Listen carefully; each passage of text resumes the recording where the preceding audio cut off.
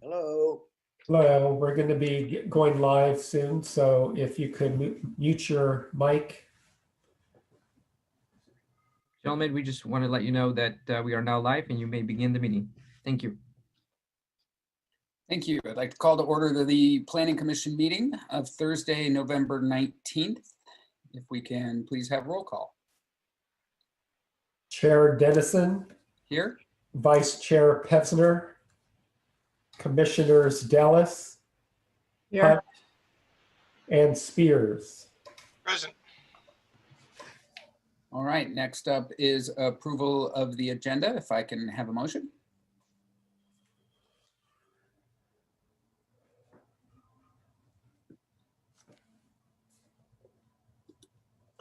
Will somebody? I approve. I move to approve the agenda. Okay, we have a motion from Commissioner Dallas and a second by Commissioner Spears. All those in favor say aye. Aye. Aye. Carries unanimously. Next is approval of minutes. Were there any changes, additions that anybody would like to the minutes as presented? Nope. Hearing none, I will entertain a motion to approve the minutes as presented. Also move. A second. All those in favor? Aye. Aye. Motion carries unanimously. Next up is our council liaison report. Is the mayor with us? He is not. All right. Well, I believe this was going to be his last meeting with us, and he's been our liaison for a while. And so just like to give a vote of thanks to him for the support that he's given the commission over his time as our liaison. Next up, we have community input. At this time, any person may address the Planning Commission concerning an item that is not on the agenda. The commission welcomes your attendance and participation virtually. When addressing the commission, please begin by providing your name and address for the record. Please keep comments to no more than 5 minutes to assure an orderly and timely meeting. Copies of the agenda are available online for your convenience. State legislation limits the commission's ability to take action on specific requests. Government Code Section 54954.2 limits the placement of items on the agenda for action 72 hours prior to meetings, except for specific findings. No action or discussion may be undertaken by the Planning Commission on any item if not posted on the agenda, except that commissioners or staff may briefly respond to statements made or questions posed by the public, or a commissioner or staff may briefly respond to statements made or questions posed on his or her own activities. A commissioner or the commission itself may provide a reference to staff to report back to the commission at a subsequent meeting concerning any matter, or may direct staff to place a matter of business on a future agenda. Do we have anybody waiting to make public comment?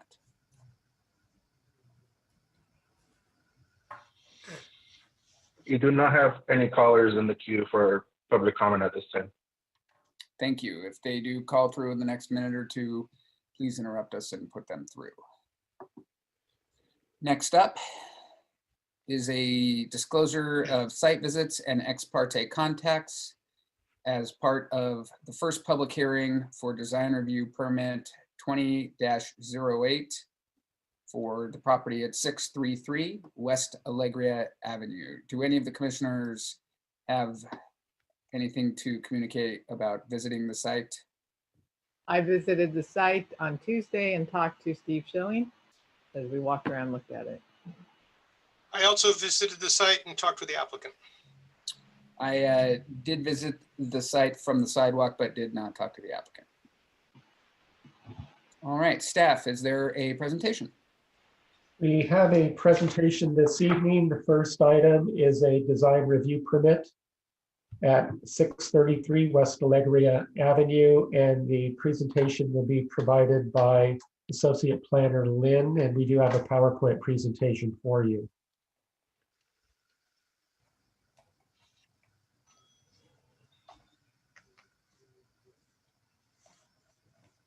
Good evening, Chair and Commissioners.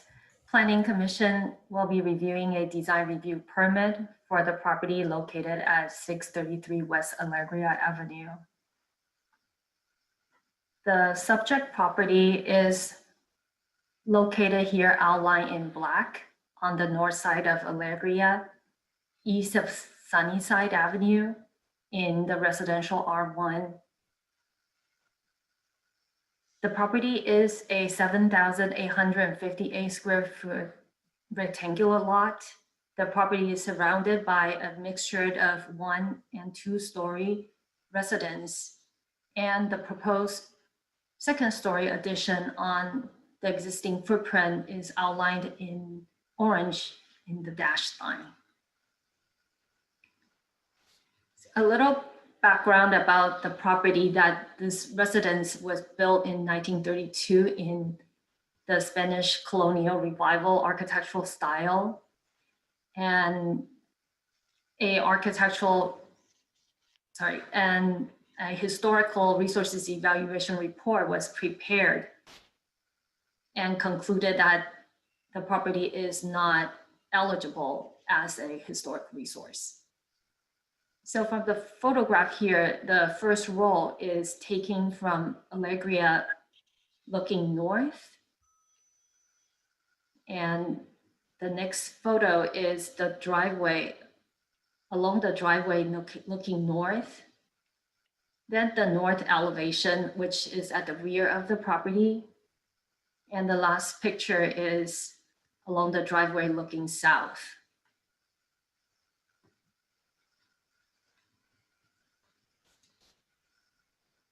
Applicant is requesting the Planning Commission to consider a design review permit to remove a bedroom on the first floor to make room for the laundry room and an interior stair access for the upper level.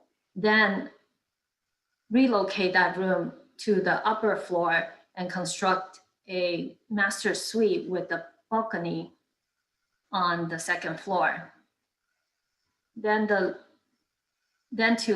renovate the existing bathroom and closet that was affected by the staircase on the first floor. So the first 3/3 portion of the house and the number of bedroom remain unchanged. Pursuant to the municipal code, a design review permit is required to allow a second-story addition or any new construction proposed to include a second story.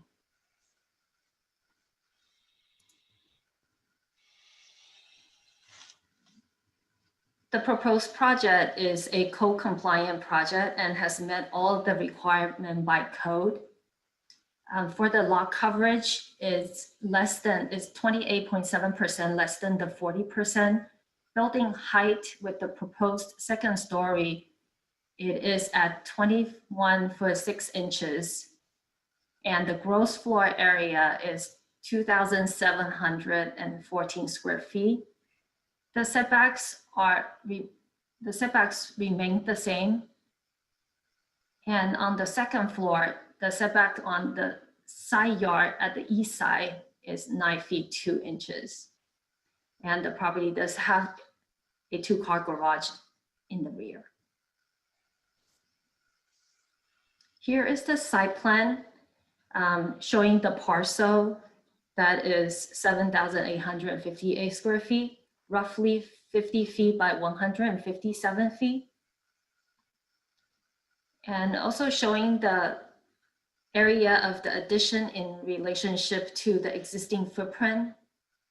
The existing house is 1,818 square feet. The site plan at the rear has a detached 2-car garage, and the existing trees on the side will remain as is, not affected by this addition.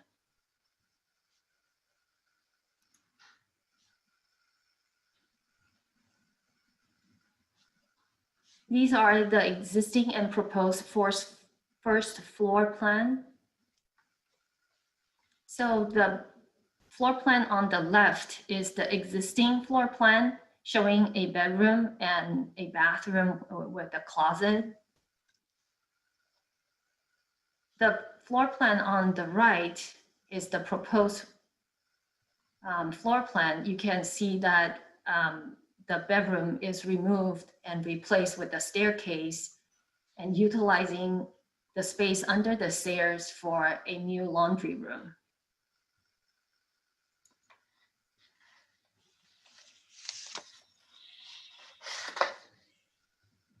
These are the proposed second floor plan and the roof plan.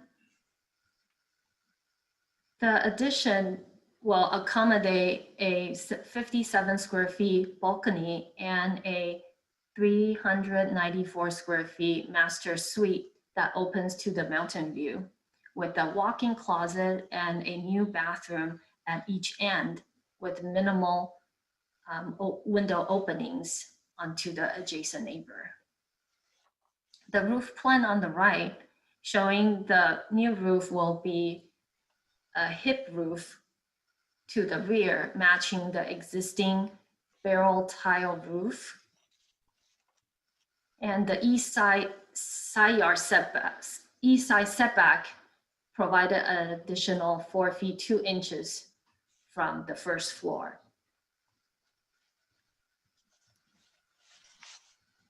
Here are the sections. The east-west sections is looking south. So you can see the staircase leading to the second floor and the walk-in closet, the bedroom, and the bathroom. The north-south section, they did several cuts showing the relationship of the addition and the adjacent. The addition on the second floor is 6 foot higher than the existing roof ridgeline.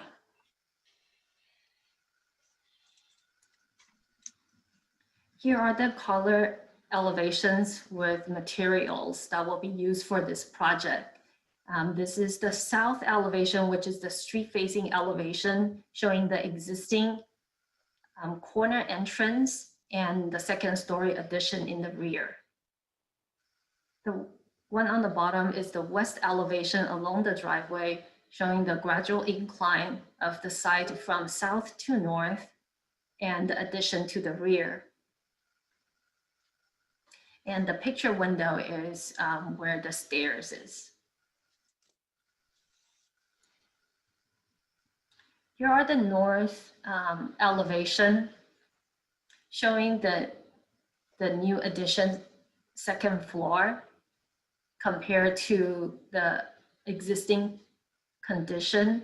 The wooden trellis will be removed and also the stone cladding will be removed and return to its Spanish finished stucco. The east elevation shows the second story volume setbacks 70 feet from the front property line and the small window for the bathroom.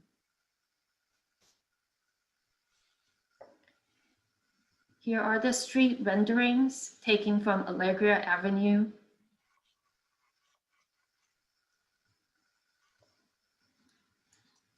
Design review findings have to be made in order to approve the project. These findings are in the packet for the planning commissioners to make decision. In that the proposed project is consistent with general plan destination and objective as the project remains as a single family residential use, preserve and refurbish the existing structure. And it complies with all development standard in R1 ordinance in regards to the floor area, lot coverage, setbacks, angle plane. The proposed project will not unreasonably interfere with the use, possession, and enjoyment of the surrounding adjacent properties. In that, the proposed addition is a 451 square feet addition within the existing footprint of the residence. And it complements the existing Spanish colonial revival architectural style. The bulk and mass of the proposed project is comparable with the existing neighborhood landform and surrounding. The proposed second-story addition is at the rear 1/4 portion of the existing residence. And it reflects the scale of the neighborhood. It does not visually overpower or dominates the neighborhood. The project will not unreasonably interfere with the public view as it sits back 70 feet from the property line. And the proposed project with the hip roof addition minimize the impact from the public view. The project exhibits a coherent project-wide design that matches the colors, materials, and the barrel tile roof of the existing structure. The project does not seek any relief from the development standards, and it does not exceed the size threshold. Alternative before Planning Commission this evening is to approve design review permit 2008 pursuant to Planning Commission Resolution 2020, or approve the application with modification, or deny the application identifying the findings that Planning Commission feels cannot be made and the basis for rejecting those findings, or continue the project and provide staff and applicant with direction. Staff is recommending that the Planning Commission approve the application for design review 2008 subject to the conditions of approval. That concludes my presentation, and I want to make a note that we did receive written public comments, 6 of them, and those are being delivered to the email to the Planning Commissioner. Thank you. Commissioners, are there any questions for Ms. Lynn?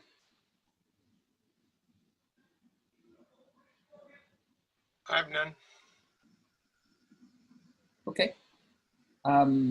Does the applicants want to make any kind of a presentation? Yeah, we just want to let you know a couple salient points that we think are really important here. We've been here about 13 years and we've established roots with the town and with the neighborhood, and we're delighted with the friends that we've made here. We've done a lot of internal improvements, which is in line with the Spanish Revival architecture outside. Most importantly, we have decided 2 years ago that we want to retire in this house. We're not going to Sun City, Arizona. We have everything we need here in this great town, and the fact that there's a major urban influence, close to us. We contacted John Vandervelde, an architect who came by and gave us some preliminary ideas and then referred us to Gabriel Babadios, who is our draftsman who put it together under Mr. Vandervelde's supervision. It's important to know that the back of the house, or rather the bedroom, only takes up 1/4 of the entire roof, and it is not imposing in any way. And we have checked with our neighbors north, south, west, and east to make sure that there is no interference with their view or with what they want to preserve in their own home. And we have recently received a grant from Sacramento to brace and bolt the house, and we will do that before we proceed with any construction. That's it. This is a 1932 home that we love, but the bedrooms are like postage stamps. We would just love to be in a larger bedroom that's upstairs, and we think this is congruent with the neighborhood and with the thinking and the philosophy of the city. Thank you. Would you mind just stating your name for the record? I'm Stephen Schilling, and this is my wife, Joanna Schilling, here with me. All right. At this time, we will hear public comment on this matter. Any person may address the Planning Commission with regards to this specific item. The Commission welcomes your attendance and participation virtually. When addressing the Commission, please begin by providing your name and address for the record. Please keep comments to no more than 5 minutes to assure an orderly and timely meeting. We'll give it just a minute for people to call in. As was previously noted, the Commission did receive comments from 6 direct or relatively close neighbors. Is there anybody waiting to participate in public comment? You do not have any callers for public comment on this item. All right, thank you. If someone does call in the next minute or two, go ahead and put them through if you would. Will do. With that, bring it back to the Commission. Who wants to go first? Commissioner Spears, thanks for volunteering. Okay. So I went to the property and spoke with the applicant and then reviewed it and walked around. I think because the addition is at the rear of the property and it'll be relatively invisible to the general public. The lot slopes downhill to Allegria. So the house is set up maybe 5, 6 feet, and then we're talking about the addition on the back of it. So somebody walking across Allegria will look up and I think they'll only see the top of the hip roof. I commend the architect and designer because they've run the axis on that addition east-west. So they're not likely to get that point that jumps out at you. They're just going to see a small field of roof tiles. I think that's only like a 6-foot difference between the existing roof and the new roof. So I don't think this is going to be something that's going to cause a lot of people heartburn. Both the neighbors on either side have their houses situated to the front of their lots. And so the addition on the back, even though it's 2 stories, is looking into the backyards. If you stood out in the balcony, you'd be looking into the backyards of both neighbors, not through any windows. And the neighbor to the north is behind the garage and all the planting. So I think, I think there's enough trees and all so that it won't be a problem. The designer has kept consistent with the architectural style, and so I can approve this. Thank you. Commissioner Dallas?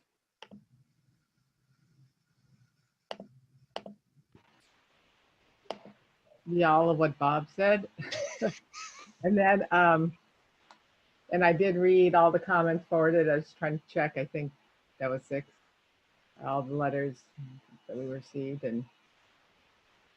But it's consistent with the code, and it is within the guidelines of, you know, what's expected. And I think it's a fine project. And I have no reason to not approve it. So I can make findings. Yeah, and I think that Commissioner Spears hit the nail on the head. It's exactly where we would ask for it to be on the back of it. The way that they really benefited from the way that the house had previously been constructed, with the gable being at the height at the back of the house, so that it's such a minimal intrusion to that line. The windows for the neighbors are minimal. The bigger window is on the side where it's just a staircase. So easy to make the findings on this one. I think that they were incredibly responsive to the lot and to what we like to see. So I have no problem making the findings either. If somebody wants to put forth a motion. Also move. I'll second. All those in favor? Aye. Aye. Motion carries unanimously. Thank you very much. Next on the docket, we have a certificate of appropriateness 20-02 for the application for the house at 180 South Michelinda Avenue. Did any of the commissioners go by and visit? I visited when it was for sale, and so I know the property pretty well. I walked all over the place. I also, I drove by this facility, but I did not get to walk the grounds. All right. Do we have a presentation from staff? We have a staff presentation in PowerPoint that will be delivered by our assistant planner, Josh Wolf.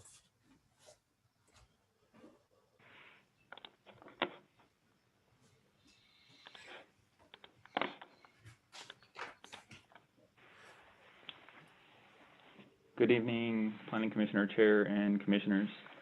Tonight, the Planning Commission will be reviewing Certificate of Appropriateness 20-02 for 180 South Michelinda Avenue. The property is located on Michelinda Avenue between Manzanita and Ramona. It is located next to a property of multiple residences as well as single-family residences, and in close proximity to the British Home. This property is a historic landmark. It is known as the Clark Carriage House, built in 1894, which is also recorded as 1936 for the Los Angeles County Assessor.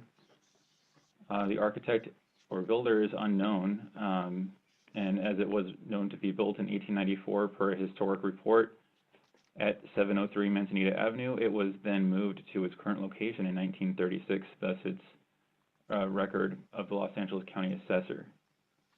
There is a garage at the rear of the property built in 1938, and subsequent additions to the carriage house were also built at the same time. The current use is single-family residence, and it was designated as a historic landmark to the city's Register of Historic Properties. A historic evaluation or DPR form prepared by the Sappos Environmental identifies the following characteristics as character-defining features, that being the wide horizontal wood shiplap, the side-facing gables roofs with corner returns on the northern and southern ends, wood casement dormer windows, bay window on primary facade, wood windows on the northern, southern, and eastern facades, the brick chimney, the entrance door with the architrave molding surround, flat hood cover, original door handle, and wrought iron handrails. There's also a couple live oak trees, one significant at the southeast corner of the building.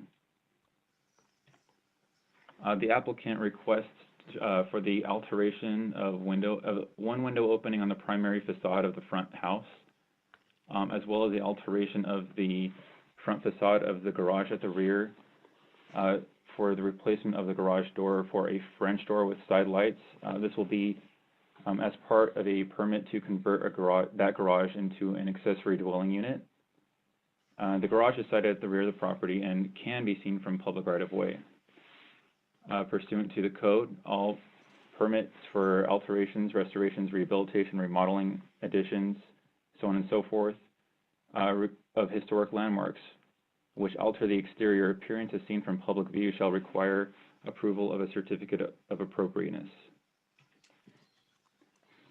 From the photos here, starting on, get my laser pointer out here, starting from the front facade, there is a window opening highlighted here in the red dashed line.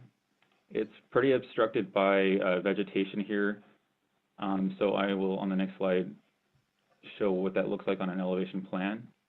But I also wanted to demonstrate that at the rear of the property, there's a sunroom here that was built as an addition. This is being proposed to be demolished as it was damaged by the uprooting of the oak tree here. And then to the garage door, which can be seen from public view as seen in this picture, and more closely in detail at this picture.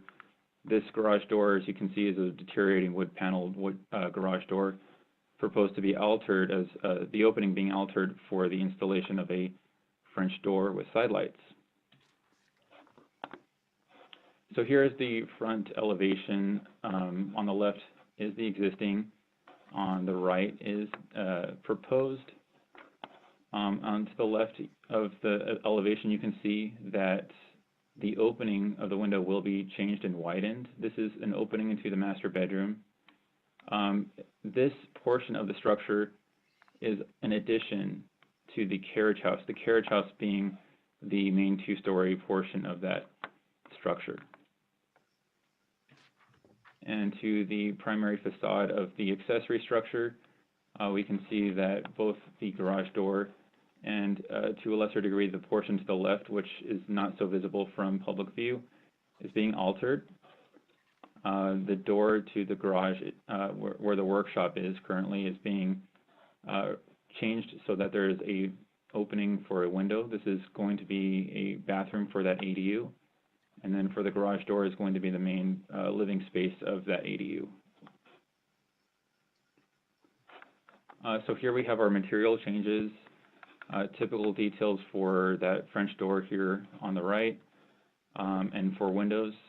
All those windows and doors will be wood framed and painted in this cool December white color. And then a proposed change to the front door of the primary facade will just be for a paint job to a black tie color.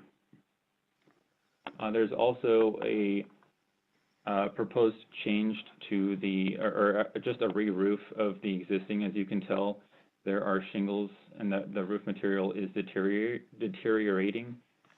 So what's proposed is asphalt shingle roof to match the color of the garage. And part of approving this permit is to keep in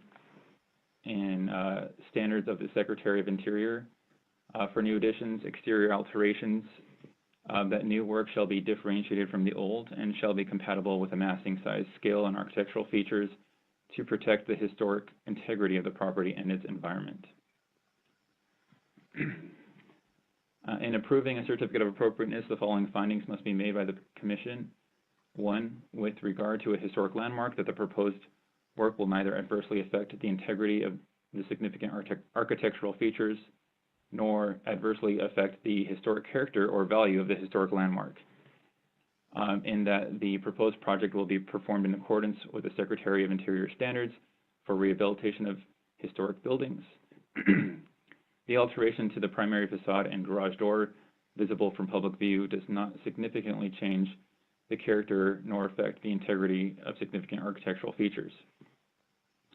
And number 2, in the case of construction of a new improvement, addition, building, or structure upon a designated historic landmark site, the use and exterior of such improvements will not adversely affect and will be compatible with the use and exterior of the historic landmark, in that the openings of the windows will be enlarged and the garage door will be altered for use as a pedestrian door.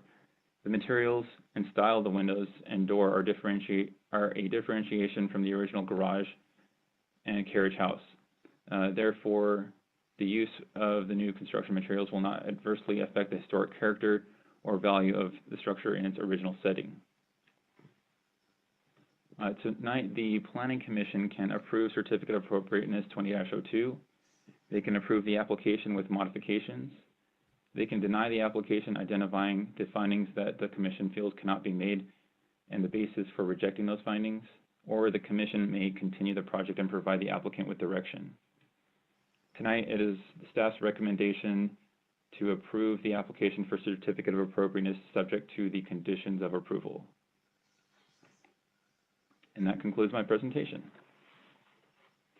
Thank you.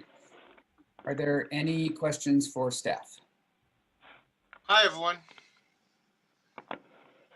Joshua, the existing windows, are they double hung windows?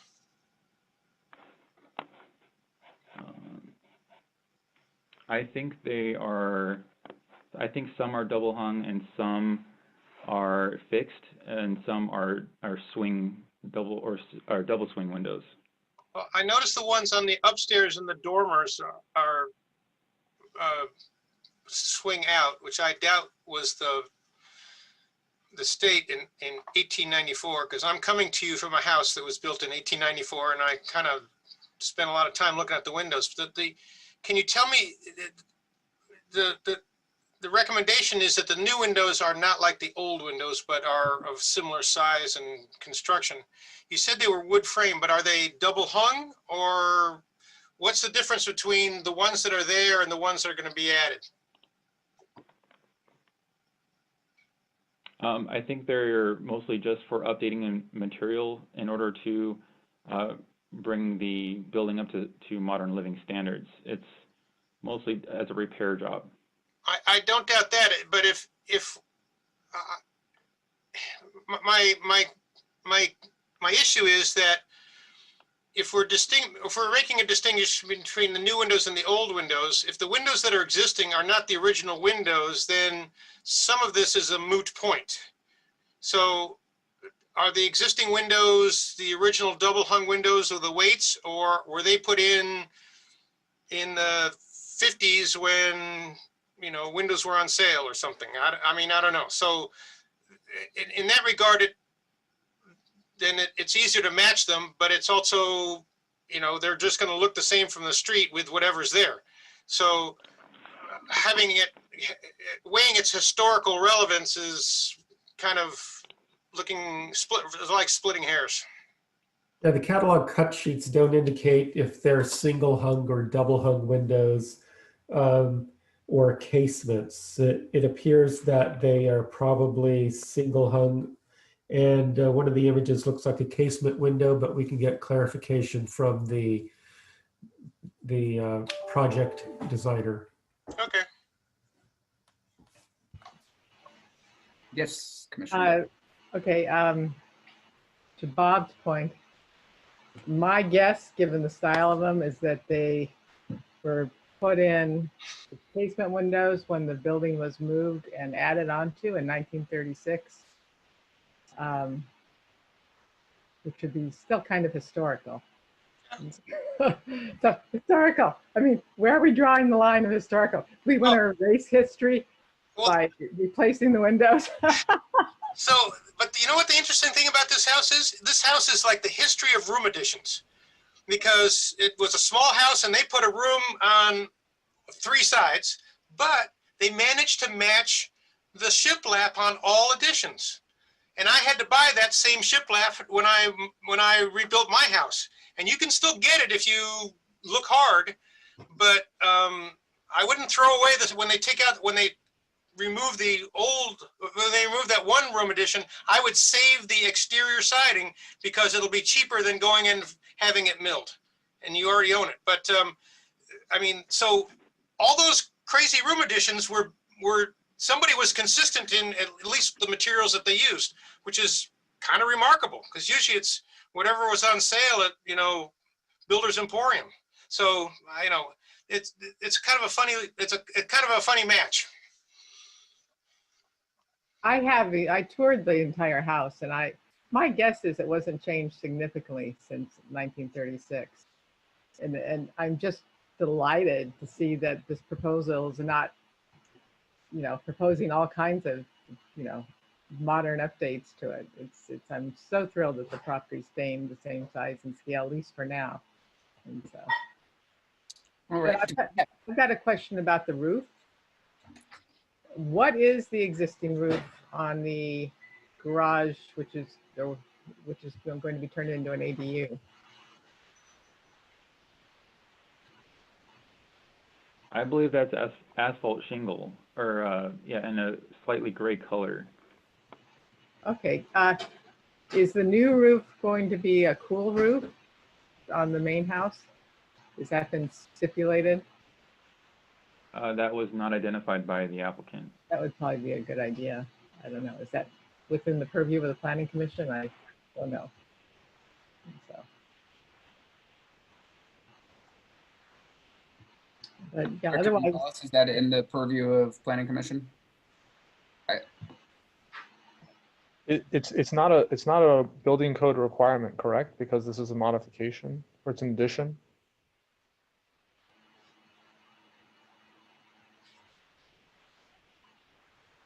I believe that's correct, yes.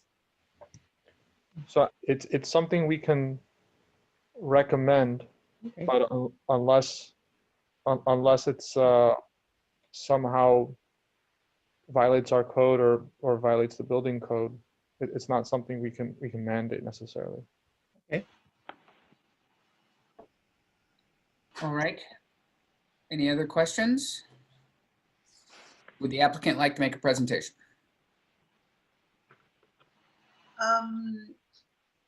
First of all, I want to thank you for your time to hear this application for the certificate.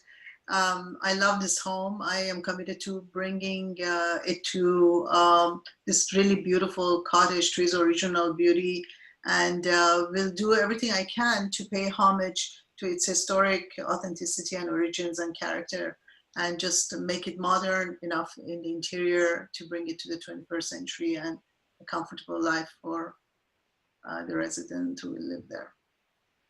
Thank you. And I'm sorry, could you say your name for the record, please? My name is Mandana Najafabadi. Thank you.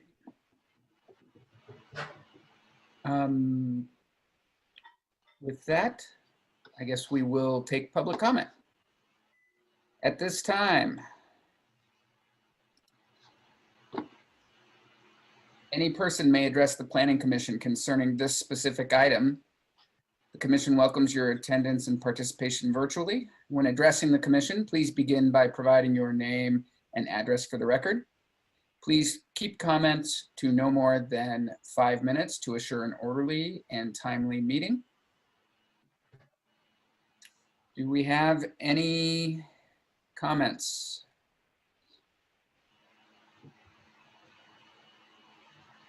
You do not have any callers for comment on this item.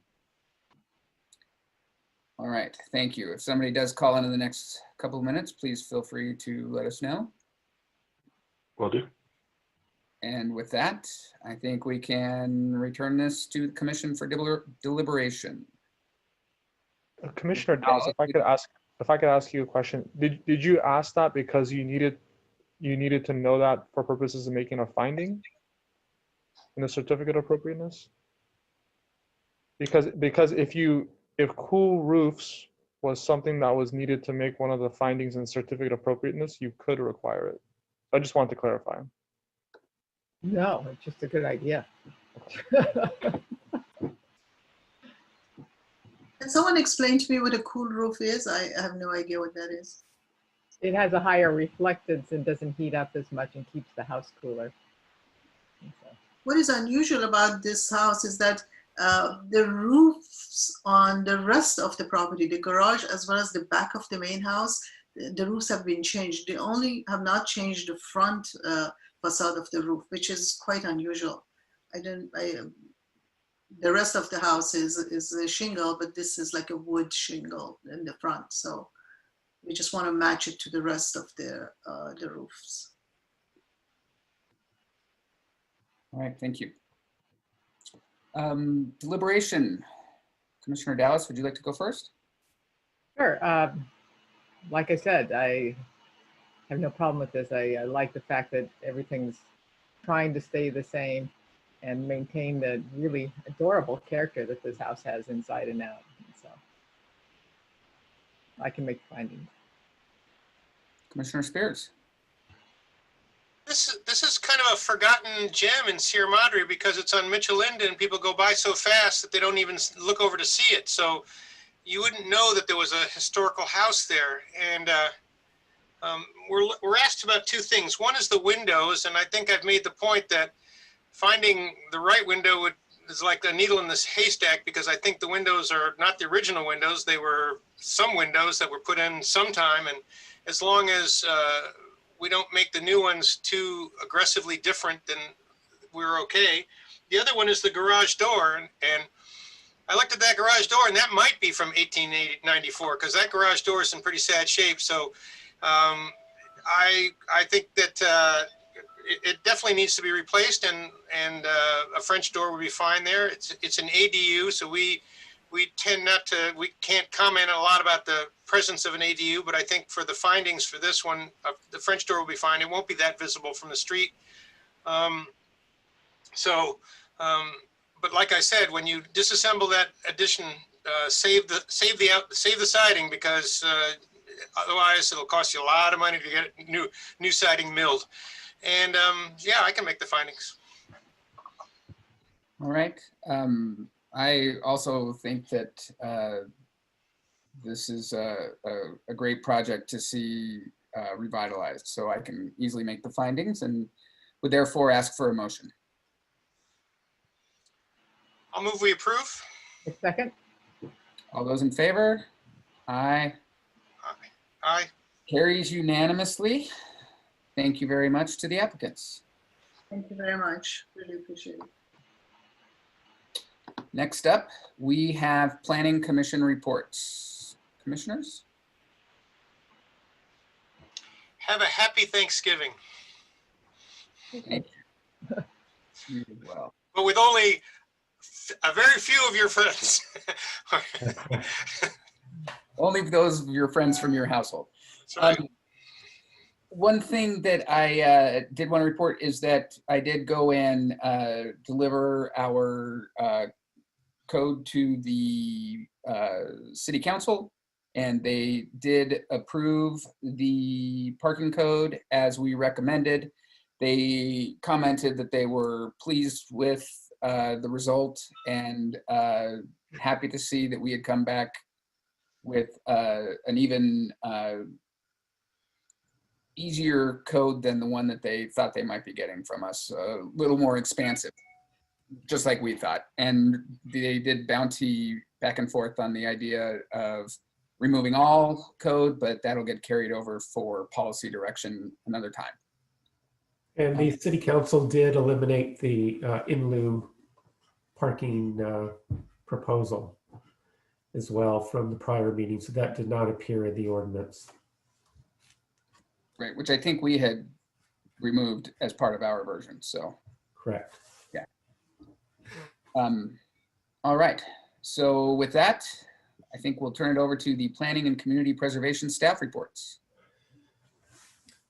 So the first thing I wanted to mention is we're going to be canceling the December 3rd meeting. We don't have any applications for commission review at that time.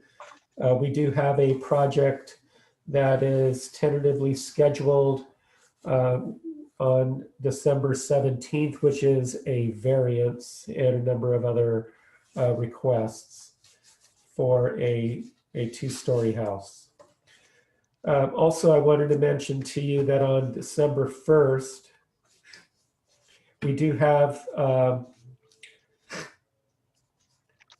the Priority Sites Housing Element Zoom workshop. That's going to be on January 7th at 6 p.m. And we're looking at a joint meeting possibly with the City Council, as you mentioned earlier. But that needs to be determined in terms of the date, probably in January or February, to get policy direction from the City Council to the Planning Commission. And the next ordinance that we're going to be bringing to the Commission is the unreinforced masonry ordinance that we've been discussing for some time in terms of getting this before the Planning Commission. Those are all the updates that I have. If you have any questions. Director Gonzalez, do you want to mention the appeal resolution for the 8th? Yes, so as a consent item going before the City Council, this was a discussion that the City Council brought up in discussion of the Design Review Authority that they adopted, providing staff at the Administrative Design Review to conduct design review. So that item is also on the agenda as a consent item, and it's specifically about the appeal fee. And the appeal fee was lowered to a fixed amount at $500. So And also the council wanted to ensure that if the appellant was the property owner, and if they were successful in the appeal, that they would be able to get a complete refund for that amount. And I believe this was something that was discussed within the Planning Commission. I think it was Commissioner Hutt had talked about how expensive it is to appeal. And so the city council took note of that and lowered I think reduced the amount by almost $1,000 and made it refundable to the extent the applicant is successful in the appeal. So you may receive more appeals in the future. Right. Thank you. Well, I will echo Commissioner Spears' sentiment, wishing everybody a happy Thanksgiving. And unless there is anything else, I will adjourn to our next regularly scheduled meeting of December 17th. Okay. Thank you. Claire and Alex, can you hold